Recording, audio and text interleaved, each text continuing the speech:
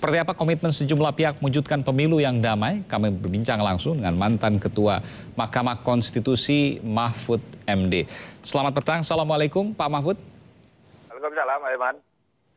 Pak Mahfud, ini banyak orang mengaitkan bahwa 17 April Rabu adalah puncak dari atau klimaks dari perbedaan politik yang selama 7 bulan ini hiruk pikuk terjadi di baik media sosial, media maupun kemudian di masyarakat. Apa yang bisa Pak Mahfud sampaikan terkait puncak perbedaan yang kemudian bersatu pada saat pencoblosan?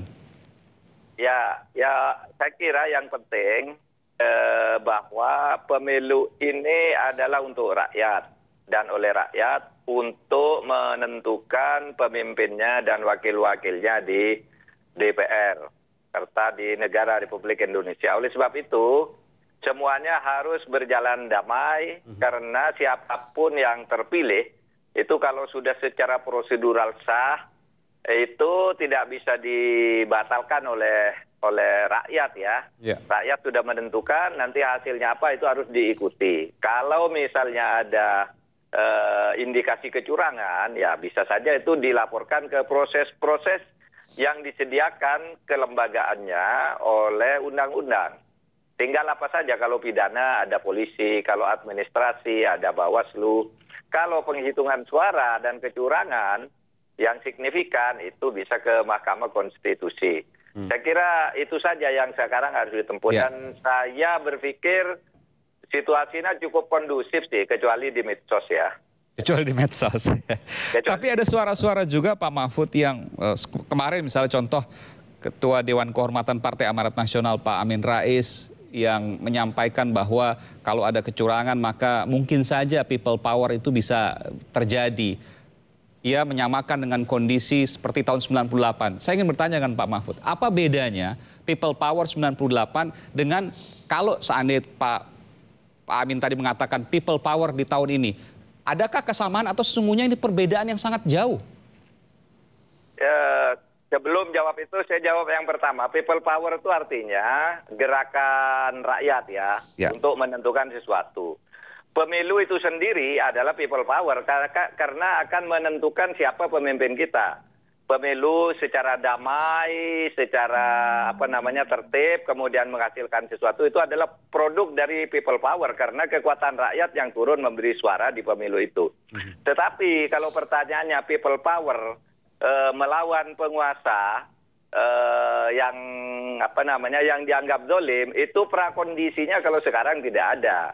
Kalau tahun 98 itu memang sudah mengental rakyat melawan Pak Harto, melawan penguasa. Tidak ada satupun waktu itu yang membela Pak Harto.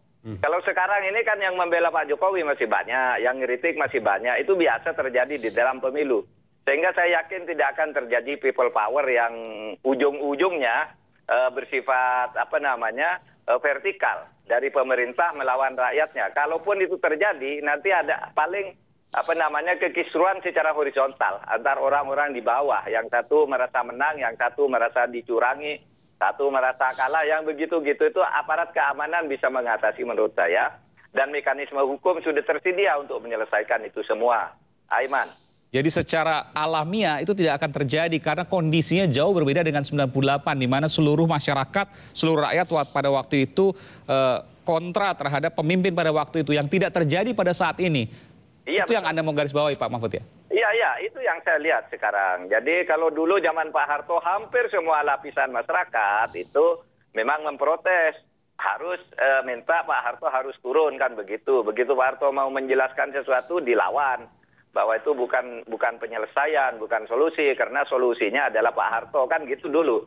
Kalau sekarang ini kan enggak, ini kan hanya antar kontestan, antar pendukung gitu. Sementara instrumen-instrumen hukum sekarang sudah lengkap, aparat kelembaganya sudah lengkap. Saya kira mudah-mudahan ini yang dipahami oleh seluruh masyarakat. People power itu hanya gertak sambel menurut saya di medsos dan di media saja. Tidak bakalan terjadi insya Allah. Salah satu hakim Mahkamah Konstitusi menyatakan bahwa pernyataan people power itu bisa mengarah kepada contempt of court atau penghinaan peradilan. Apakah Pak Mahfud setuju dengan hal tersebut atau tidak juga demikian? Tidak demikian, karena Yang dikatakan contempt of court itu adalah penghinaan terhadap pengadilan ketika menyidangkan sesuatu. Ini kan belum ada sidang gitu, hanya mengatakan kami tidak percaya ke Mahkamah Konstitusi, kami akan berperkara ke dunia internasional. Itu bukan contempt of court karena perkaranya belum ada. Kecuali kalau misalnya Mahkamah Konstitusi sudah menerima perkara, lalu orang bergerak, tidak usah ikuti Mahkamah Konstitusi, kita ke Mahkamah Internasional saja misalnya. Baru itu contempt of court gitu. Kalau setiap orang begitu dibilang contempt of court, nanti semua orang bisa masuk penjara gitu. Saya kira belum. Baik. Tetapi begini Aiman. Iya, silakan Pak. Peradilan internasional itu tidak seperti yang dikatakan oleh Pak Hasim Joyo atau Pak Amin Rais gitu, bisa menerima perkara pemilu, tidak.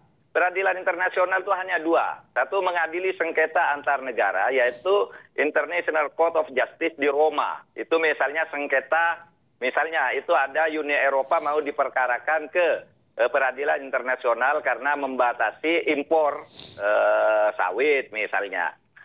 Itu antar negara, bukan antar kontestan pemilu. Indonesia berperkara dengan Malaysia dalam kasus ligitan, itu dibawa ke peradilan internasional. Lalu yang satu ICC, International Criminal Court gitu ya. Peradilan pidana internasional itu mengadili kejahatan kemanusiaan, hak asasi, pelanggaran hak asasi manusia yang berat, pembantaian etnis, genosida dan sebagainya itu. Kalau kontestan pemilu itu tidak ada urusannya dengan peradilan internasional yang manapun dan tidak ada unitnya di PBB yang mau ngurus itu. Yeah. Nah, oleh sebab itu kalau tidak percaya ke MK pada saat sidang lalu membawa ke situ, risikonya dua. Satu, contempt of court. Yang kedua, diketahui oleh dunia internasional. Ini apa-apaan kok pemilu mau dibawa ke internasional gitu loh. Aiman. Baik, Pak Mahfud terakhir, apa yang menurut Pak Mahfud bahwa pemilu kali ini adalah pemilu yang juga biasa seperti pemilu-pemilu sebelumnya. Tidak ada yang luar biasa yang harus disambut dengan gembira dan juga hasilnya nanti diterima kalau seandainya ada sesuatu katakanlah ketidakpuasan bisa disalurkan menuju ke jalur-jalur hukum yang memang sesuai dengan prosedur. Kalau prosedur dan kelembagaannya yang sekarang malah lebih bagus dari yang dulu ya. Malah lebih bagus ya? Lebih bagus karena sekarang ini aturan dan kelembagaannya lebih komplit. Dulu kan misalnya belum ada di KPP di tahun pemilu yang dulu itu. Sekarang ada di KPP misalnya yang lebih efektif. Misalnya menyelesaikan ini. Nah, sekarang MK juga sudah siap. Kemudian prosedur-prosedur sekarang dilakukan oleh KPU juga secara terbuka gitu. Dan masih saja bahwa ada situasi panas di medsos itu biasa saja. Saya alhamdulillah nih ada di kampung udah beberapa hari, tidak ada apa-apa, semuanya siap dan tenang-tenang aja gitu. Tidak sama ketika saya di kampung pada tahun 98. Tahun 98 suasananya selama berbulan-bulan panas. Ini enggak, sudah kurang 3 hari juga biasa aja gitu. Oke Pak Mahfud, paling terakhir pertanyaan saya terkait dengan Pak Mahfud, mantan petinggi MK, mantan ketua MK, lama juga di Mahkamah Konstitusi. Biasanya pasca pemilu berujung pada Mahkamah Konstitusi. Apa yang seharusnya dilakukan MK, Mahkamah Konstitusi dalam proses-proses seperti ini? Yang belum tentu memang akan bermuara di MK, tapi tentu persiapan itu harus ada.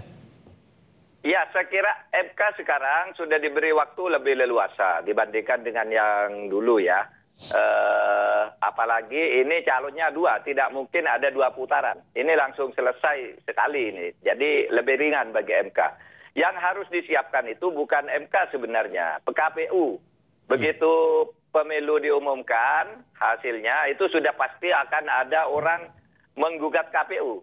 Perkara di MK itu kan menggugat KPU sebenarnya, bukan menggugat siapa. Oleh sebab itu KPU yang harus menyiapkan diri dari sekarang, semua dokumen dan prosedur-prosedur, kemudian Bawaslu juga harus berlaku secara cermat, sehingga nanti saat di MK itu MK tinggal mudah memutuskannya. Gitu. Okay. Jadi yang harus lebih siap ini adalah KPU dan Bawaslu lah, karena mereka yang akan dipanggil MK nanti. KPU dan Bawaslu agar bukti yang nanti kemudian disampaikan di MK bisa terbuka dan kemudian siapa keadilan itu kemudian bisa tampak bahwa betul keputusan MK adalah keputusan yang terbaik misalnya nanti. Ya. Jadi gini, lawannya orang berperkara di MK itu, misalnya ada orang merasa dikalahkan, dicurangi, yang digugat itu bukan lawan politiknya, tapi KPU musuhnya, gitu. Tidak ada gugatan antar paslon, misalnya paslon 1 mau menggugat paslon 2, nggak bisa. Itu yang digugat nanti KPU. Oleh sebab itu tanggung jawabnya ada di KPU, bukan di paslon. Baik, terima kasih mantan Ketua Mahkamah Konstitusi, Pak Mahfud MD yang saat ini tengah berada di Yogyakarta. Terima kasih atas informasi yang berharga. Terima kasih sekali Pak Mahfud MD.